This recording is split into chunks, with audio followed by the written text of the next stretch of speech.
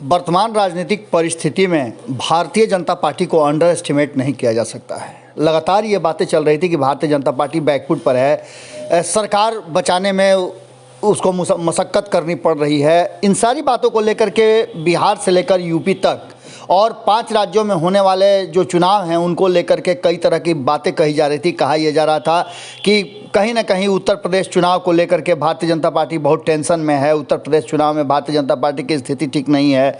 इन सारी बातों को लेकर के बिहार में भी कई तरह की बातें की जा रही थी। कहा यह जा रहा था कि जिस तरह से एनडीए के भीतर खटपट चल रही है वो भारतीय जनता पार्टी को भारी डैमेज करेगी। लेकिन इन सब बातों को दरकिनार करते हुए कहीं ना कहीं भारतीय जनता पार्टी ने जो नया एक्शन प्लान बनाया है वो एक्शन प्लान काफ़ी ज़्यादा कारगर है। और कहा जा रहा है कि भारतीय जनता पार्टी का ये एक्शन प्लान यूं ही नहीं है, इसके पीछे भारतीय जनता पार्टी ने काफ़ी मशक्क़त किया है और मशक्क़त करने के बाद जो नया एक्शन प्लान बनाया है उसमें बहुत सारी ऐसी चीज़ें नज़र आ रही हैं जो बिहार से होती हुई उत्तर प्रदेश और उत्तर प्रदेश से दिल्ली तक की यात्रा को करने में काफ़ी सक्षम नज़र आ रही है।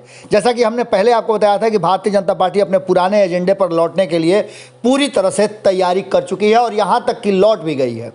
चाहे वो मथुरा का मामला हो या अन्य मामले हों, इन सारे मामलों को लेकर के भारतीय जनता पार्टी ने अपना जो नया मास्टर प्लान बनाया है उस मास्टर प्लान में बिहार के कई ऐसे हार्डकोर नेता हैं या कहा जाए तो जो फायर ब्रांड नेता हैं उन लोगों को कमान देने की पूरी तैयारी कर ली गई है। बहुत जल्दी आपको देखने को मिलेगा कि जैसे को तैसा वाली स्थिति में Bharatiya Janata party full action mode में नजर आएगी। बिहार और बिहार से होते हुए ये पूरा यात्रा उत्तर प्रदेश की तरफ जाएगा और ख़ास करके उत्तर प्रदेश के जो हिस्से बिहार से सटे हुए हैं उनकी कमान जो है वो भारतीय जनता पार्टी अपने फायर ब्रांड नेताओं को देने जा रही है। और इसका सीधा मतलब आप समझ सकते हैं कि भारतीय जनता पार्टी आर पार के मूड में पूरी तरह से तैयारी कर चुकी है। जैसा कि आप सभी जानते हैं कि हाल फिलहाल में माझी प्रकरण में सभी लोगों ने जहां चुप्पी साध ली थी वहीं मिथिलेश तिवारी ने जम करके एक बड़ा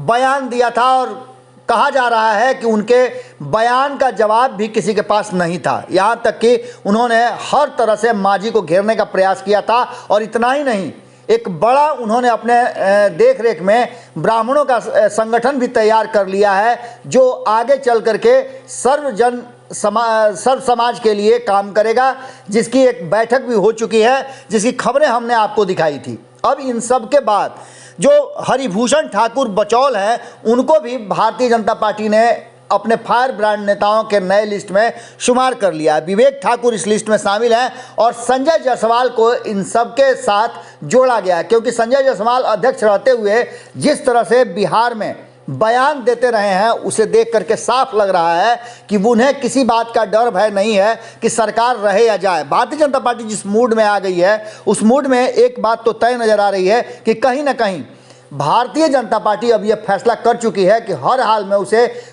और कुछ रहे चाहे नहीं रहे, और दोस्ती रहे या न रहे, एनडीए बचे या न बचे, लेकिन उत्तर प्रदेश बचना चाहिए। इसके लिए जिस तरह की तैयारी और जिन फायर ब्रांड नेताओं को कमान दिया गया है उससे साफ है कि कहीं ना कहीं मोर्चे पर लगा दिया है भारतीय जनता पार्टी ने। इसके परिणाम आपको देखने को बहुत जल्दी मिल सकते हैं। जुड़े रहिए भारत लाइव के साथ, खबरें अब यहाँ से लगातार जारी रहेंगी।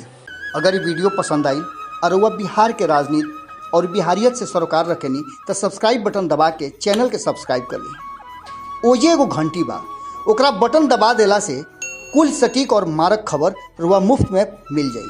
अगर रुआ पत्रकारिता के हमनी के नया प्रयोग में सहयोग कर चाहतानी तो ज्वाइन बटन दबा दी। पेटीएम नंबर नोट कर ली 9386816700। धन्यवाद।